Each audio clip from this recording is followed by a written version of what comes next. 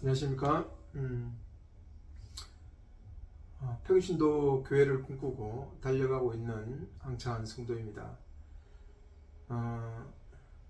오늘은 제가 책 소개는 아닙니다. 이게 김교신의 신앙과 저항이라는 책입니다. 니호리 구니치라는 분이 지었고,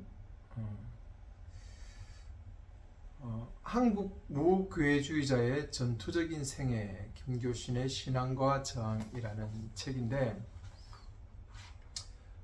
제가 무교회주의자에 대해서 우연히 좀 알게 되었고, 또 무교회자가 어떤 존재인지, 어떤 사상을 갖고 어떤 생각을 갖고 있는지에 대한 부분을 좀 알아야 되겠다, 이런 생각을 하고 이제 책을 읽고 인터넷을 보면서, 자료를 보면서 제가 저번에도 이야기했지만 제가 참 깜짝 놀랐어요. 제가 무교회주의자인 거예요. 제 사상과 제 신학적인 어떤 배경들이. 그리고 어떤 평신도 교회의 그 운동의 모토, 평신도 교회의 흐름도 이분들과 같이 하고, 그분들은 종교개혁의 어떤 새로운 어떤 그 연결 흐름을 이야기해요. 예레미야, 예수님, 바울, 루트, 그리고 우쭈미라 간조,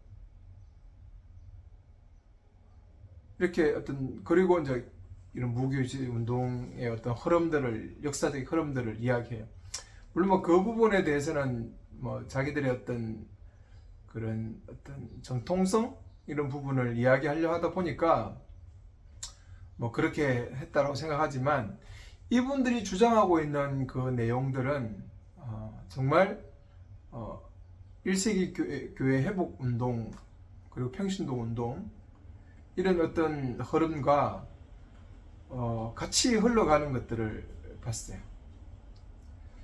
그래서 좀 더 무교회주의자들의 어떤 그 흐름들을 좀 더 면밀하게 좀 살펴봐야 되겠다라는 생각을 가지고, 또 계속해서 좀 관심을 가지고 제가 있습니다.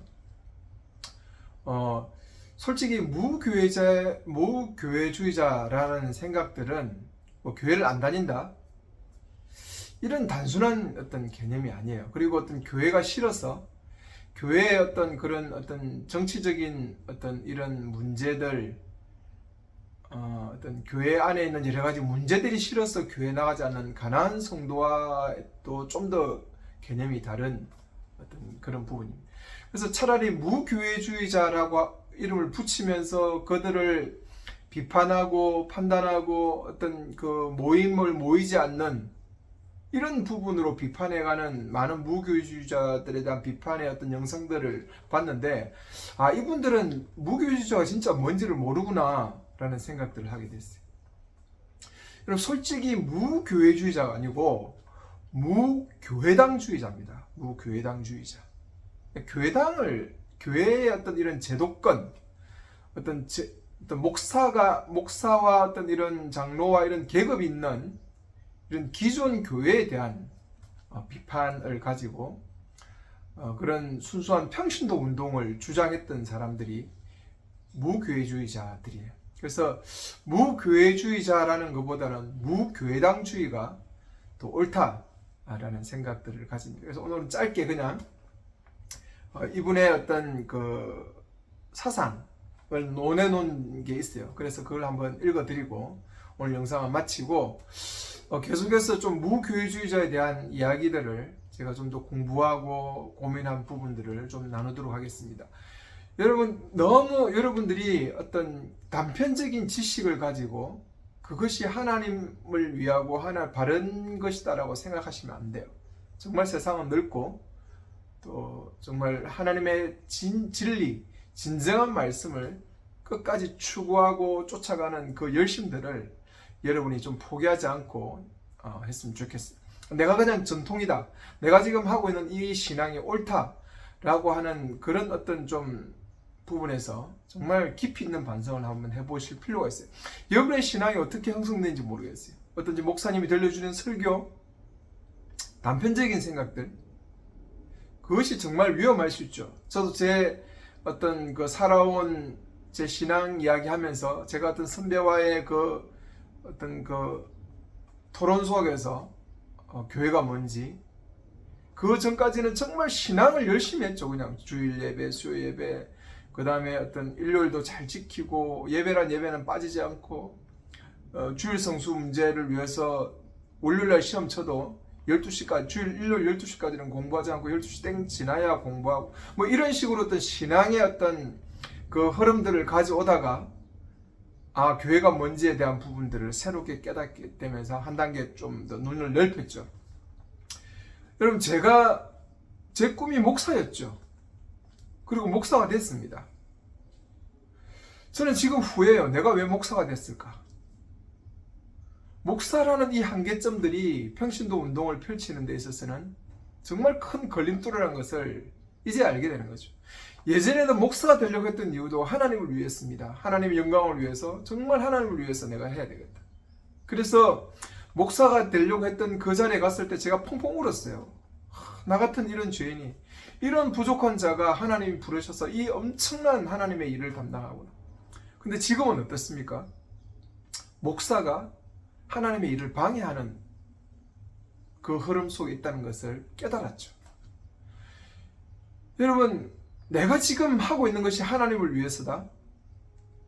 여러분, 바르지 않은 신앙, 바르게 깨닫지 않는 신앙 속에서 하나님을 위해서 한다는 것이 도대체 뭔지를 생각해보고, 그것이 오히려 하나님 나라 일을 방해할 수 있다는 사실을 저는 제 삶을 통해서 깨달은 것입니다.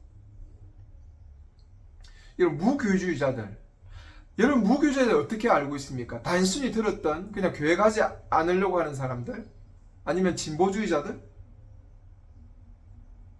여러분, 무교회주의자들이 어떤 사람인지 좀 더 바르게 평가하면서, 그들이 어떻게 어떤 그 민족적인 일제 탄압 속에서 신앙인으로서 하나님을 사랑해 왔는지에 대한 부분들을 또한 같이 좀 나누면서 우리의 사고와 우리의 생각이 정말 성경에 좀 더 가깝고 진짜 바르게 알아서 하나님을 섬기는 그런 자리로 흘러갔으면 좋겠다라는 생각을 가져봅니다. 기성 기독교 싸움을 건 교신의 신앙과 사상의 골격에 대해 흥미진진한 지적이 있다. 서정민은 민족을 사랑한 한국 기독자들 중에 교신의 신앙과 사상을 5개의 특성으로 요약하고 있다. 첫째, 공간을 점유하고 눈에 보여서 확인되는 유형화된 회당을 교회라고 하지 않고, 하나님을 믿는 자들이 마음을 같이하여 모이는 예배의 모두, 곧 그 공동체 자체를 교회라고 보는 생각이다. 이것은 정말 교회의 뜻을 되풀이하여 생각하는 과정에서 창출된 생각이고, 그것은 당시 1920년에서 1930년도의 한국 사회와 교회에 대한 도전이었다. 물질주의, 세속주의, 현실주의를 경계한 일면도 엿볼 수 있다. 그는 사실 무교회주의자가 아니고 무교회당주의자였다. 즉 교회 근무를 없애자는 뜻이다. 둘째, 성직제도가 가져오는 교회 내의 여러 가지 인간적인 권위나 권능을 인정하지 않는 생각이다. 예를 들면 목사의 성례, 성찬식, 장로에 의해 교회가 지배된다고 하는 권위를 인정하지 않는다는 생각이다. 형식화된 안수례나 장립, 목사가 선발된 신자에게 장로직을 위임하는 것, 소속에 의한 조직된 장로나 집사의 계급, 그리고 수직적으로 체계화된 교회의 인간 조직은 하나님과 그 자녀라고 하는 기본적 관계에 비추어 볼 때 아무런 의미가 없다는 생각이다. 셋째, 교회와 그 전통의 권위에 따라 성직자가 고유의 권한 이양, 또 권한인 양 독점하고 있는 성서의 해석권의 절대성을 인정하지 않는 점이다.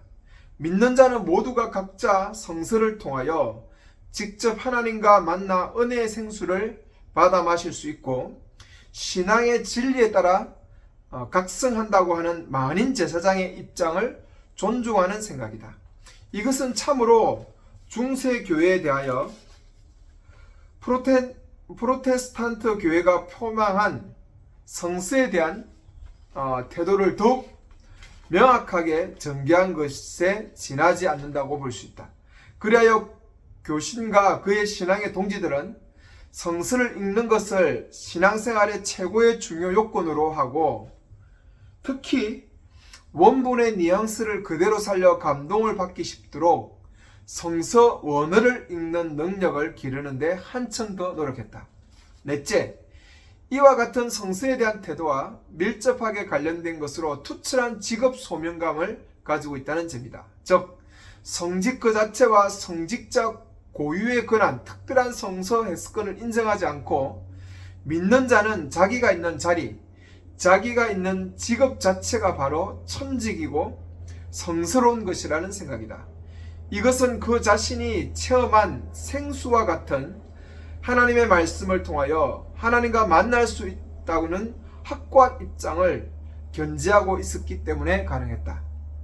다섯째, 이것은 교신이 가장 강조한 생각이라고 여겨진다. 섭리적 역사관에 입각해서 하나님이 우리 민족에게 주신 고유의 세계사적 사명이 있다는 생각이다. 따라서 그는 동지들도 이것을 자각하고 논리적으로 구성하는 것을 중요한 신앙 과제로 삼았다. 이것은 민족 정신사를 기반으로 한 민족교회사의 구현인데 이와 같은 자세에서 필연적으로 우리 민족의 신앙을 애국의 교파주의 신학에서 탈피시켜 신학 정신의 독립을 염원하게 된다. 민족주의적인 생각들을 가지고 있습니다. 이 부분에 대해서는 참 제가 약한 부분인데 이런 부분도 좀 더 공부하면서 좀 더 깨달아가야 될 것 같아요. 이상의 요약은 참으로 올바로 본 적절한 지적이라고 생각합니다. 이게 김교신이 신앙의 어떤 요약적인 5가지 특징, 이런 놀랍지 않습니까? 저는 제가 보면서 깜짝 놀랐어요. 내가 이야기한 거하고 똑같다. 물론 내가 대단한 게 아니라 이런 저도 이제 뭐 고민하면서 또 배워오면서 그렇게 흘러온 거고, 정말 성경을 바르게 보고 바르게 깨닫기를 원하는 사람들의 생각과 사고방식이 이렇게 비슷하다는 것들에서 저는 참 놀랐어요. 제가 김교신을 몰랐고 저는 옛날에 무교주의자들이 그냥 안 좋은 줄 알았어요. 이 교회당에 대한 유형화된 교회당에 대한 탈피, 건물을 자체를 없애자는 거, 이는 제가 늘 주장하는 거 아닙니까? 성직제도, 계급화, 목사의 어떤 그런 독점권, 장로의 계급화, 직분의 계급화, 그리고 어떤 목사의 설교 독점권, 만인 제사장권. 여러분 여러분 제가 늘 주장했던 내용들 아니에요? 만인 제사장, 성서에 대한 어떤 올바른 태도, 성경을 읽고 성경을 바르게 보자, 하나님 나라 관점에서 성경을 보고 이해하고 자꾸 보려고 하는 부분들, 그리고 평신도지만 이들은 원어를 공부하고 원어의 감동을 살려서 성경을 바르게 보려고 노력했다는 거죠. 그럼 대단하지 않습니까? 그리고 민족주의적인 교회관, 우리 교회 안에 토착화된 민족주의적인 교회관을 생각하고 바라본 사람들이죠. 저는 진짜 깜짝 놀랐습니다. 그리고 이 무교주의에 대해서 정말 좀 더 관심을 가졌고 생각들을 좀 더 넓혔어요. 여러분, 우리의 신앙, 내 신앙, 지금 내가 하고 있는 신앙의 행위, 이것이 정말 바른 것인가 올바른 것인가, 정말 하나님의 말씀 앞에서 각자가 한번 대답하고 생각해야 될 문제인 것 같습니다. 감사합니다.